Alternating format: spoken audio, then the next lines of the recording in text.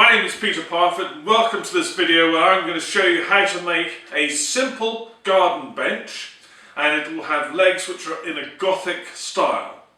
I'm going to be using mainly my Rotex sanders, particularly the larger 150, but also my little Rotex 90, my jigsaw and my router, which isn't on parade at the moment, with my guide bushes. So let's get cracking. Now we're going to be using this oak, which came from the reject pile at the timber yard. It's got knots everywhere, it's got huge splits in it, and it really looks as though it should be destined for the wood burner. But you may recall I did a review of the brilliant Festool Rotex 150 sander. And in that review you'll have seen me transform one of these pieces of wood, or one of the faces of these pieces of wood, like so. Now that sanding process completely rejuvenated this wood. It brought it to life, and I realised that I should do something with it. It shouldn't be burnt. And so we're going to create the bench. And we're going to resurrect the wood first using the sander, and then we'll be using some other tools to do the construction. Now, in my review of the Rotex 150, I showed you the sanding sheets that I'd used. And I'm going to hang on to these. These are the ones I'm going to be using. And at the end of this video, I'll make sure you know how many sanding sheets I've used in total. I'm not going to show you every second of the sanding process. I'll put some remarks on the screen to give you an idea of the progress, what grip we're using, and so on. And in all cases, I'm going to start in rotary mode, and that's going to be followed by eccentric mode with each grit. And I'm going to be starting with the coarsest and working through to the finer grades.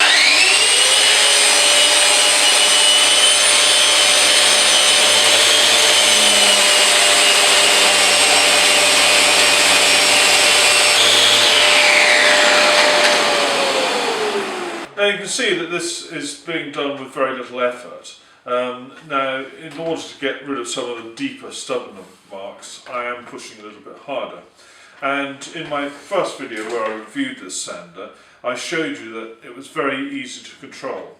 But the harder you press, the more you need to grip the sander to control it. I think that's basic science really, it's basic mechanics.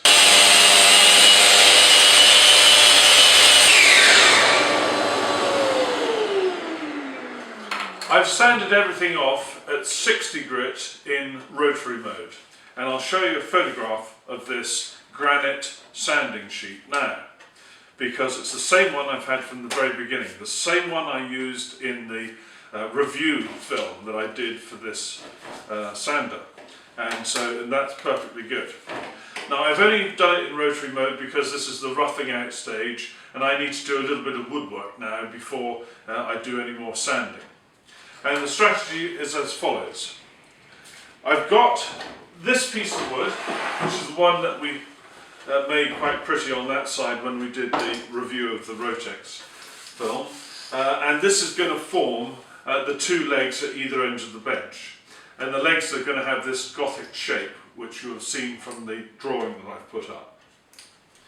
Now in order to get this bench with all this curvy wavy wood looking right, what I've got to do is I've got to have some reference edges. So I've taken this to the jointer and I've just roughly planed that off. It's not perfectly finished, it's just a straight edge which is good enough for me to put in the saw to cut this to length. That will then guarantee that the top and the bottoms of the legs are parallel. And that's a good start when you're making legs. Now if you're going to use rough old bits of wood as I'm doing to make your bench, then you do need to do your cutting plan quite carefully so that any features that you really don't want are left in the scrap bits. So I've done that and I know where I'm going to make my cuts. Now it's really important, because this wood is not flat, you're going to have to make sure for each cut that the wood is really held down well.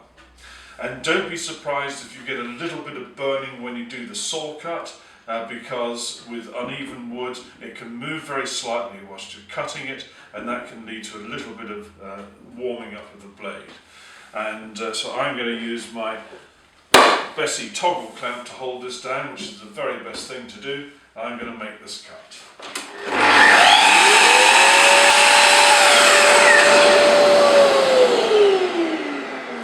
Now I took that fairly gently. You can see there's just a tiny bit of burning on here. There's nothing to speak of on the other side. Incidentally, with the Capex saw, the finish is absolutely astonishing. That is just like a piece of glass, it's so smooth.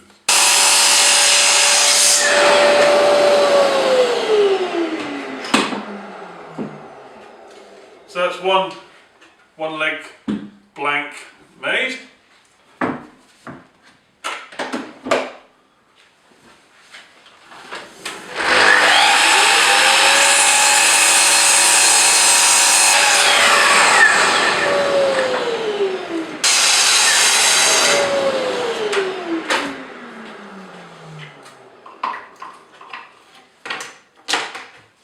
Now, when you're cutting bits of wood like this, you need to make sure that when you finish the cut, you leave the saw down and then switch off, because if you were then to lift it, some of these pieces could go flying around, and they actually have quite sharp edges, and so it's best to let the saw stop. Now, I was cutting 300mm on this Capex, and that's despite having this fairly thick sacrificial piece at the back here.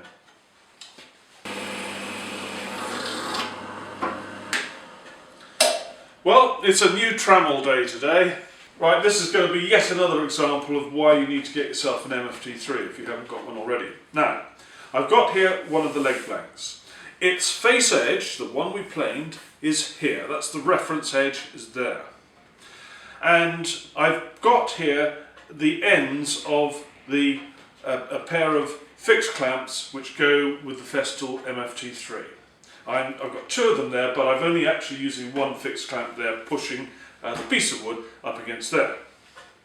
I've got here a piece of wood which I've fixed to the MFT3, and it's securely held.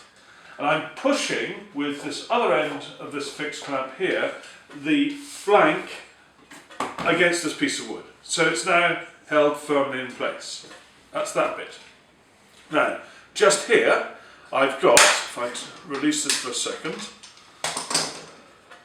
I've got a piece of wood which has been properly trimmed at the end so it's square, and I've got a number of holes in it. We'll come back to those in a minute.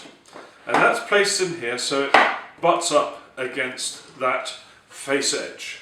And then I've clamped it in position, very simply like so. So that's held in place. And this piece of wood has the various holes in which are needed to be used with the Trammel. And all the measurements, we'll discuss those shortly. Now here is my Trammel. This is the trusty 30mm hole which takes the 30mm guide bush which comes in the UJK set, and of course this will be fixed to the router. And you're beginning to get the picture when I put this end of my Trammel there, and you can see that that's going to describe a nice arc. And we're going to use this to put the Gothic patterning onto this blank of wood. We're not going to attempt to cut it out, we're just going to put the pattern, and I'm going to use a V-grooving bit to do that. Now the Trammel is made from a piece of wood which is 10mm thick, because it needs to be at least that because of the depth of the flange at the bottom of the guide bush. And what I did to start with was I drew an arbitrary line here which will represent the centre line for this 30mm hole which takes the guide bush. I've then drawn a line all the way across the Trammel which will be the centre line for all the holes, for the 30mm hole and the centre line for the other holes where we're going to have the Trammel pivot point. And these holes, the measurements from here are 220, 305 and 475mm measured from there. And you can see where those come from on the diagram. And I've got this piece of wood, which you remember I've placed in here. It's got the holes for the pivot point of the Trammel, and these are measured Again, it will depend on your piece of wood that you choose, but in my case they should be 0, in other words right up against here. Well, I've got it as close as it can be. And the next one then is at 25mm from there, and then the final one, I'm looking at my diagram now to remind myself, and the final one is at 175mm from there. So I think I've got that right, close enough. Okay, so that's easy.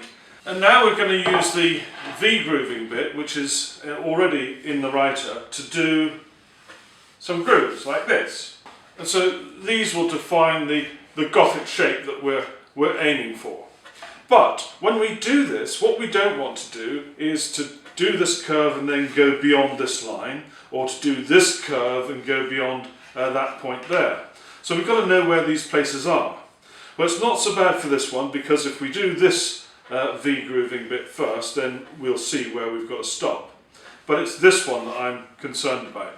This is how we overcome that. Someone asked me the other day, why do I always choose the 30mm size guide bush when I'm doing trammel work? Well, I don't always, but sometimes it's really useful, and this is one of those occasions. From the UJK set of bushes, I've taken the smallest one, and this one is a 10mm diameter guide bush, and I know that that hole in the middle is just the right size for my pencil. I also know that the threaded size here is just about the same size as the 30mm hole that I've got in my trammel. I think you're starting to get ahead of me now. So I'm going to put my pencil in here, and I now have a fairly reasonable representation of the path that the writer is going to take, and in particular the path that that V-grooving cutter will take. So I've done that one, so what I can now do is just swap this one piece of wood round, this piece here, to this side. So there we go. So we've now got that marked up. Now there's just one other thing to point out, and that is because by the time we've got the writer on here, it's got its guide bush in it, you're not going to be able to see this point under there where you've got to stop. I've put this piece of wood, it's clamped to the bench, and so the trammel cannot go beyond that point.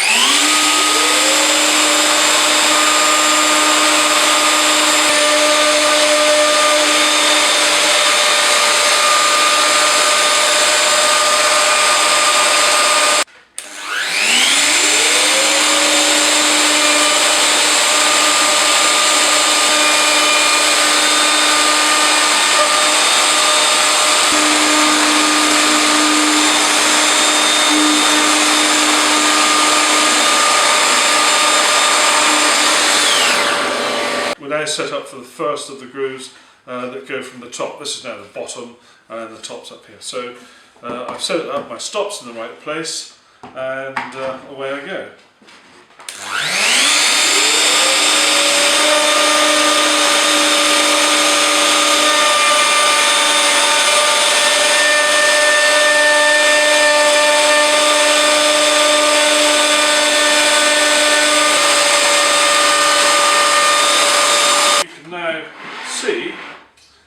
How this is going to go. We're going to saw in there with the jigsaw and take away that piece. We're going to saw along these two, saw along there, and take away those pieces there.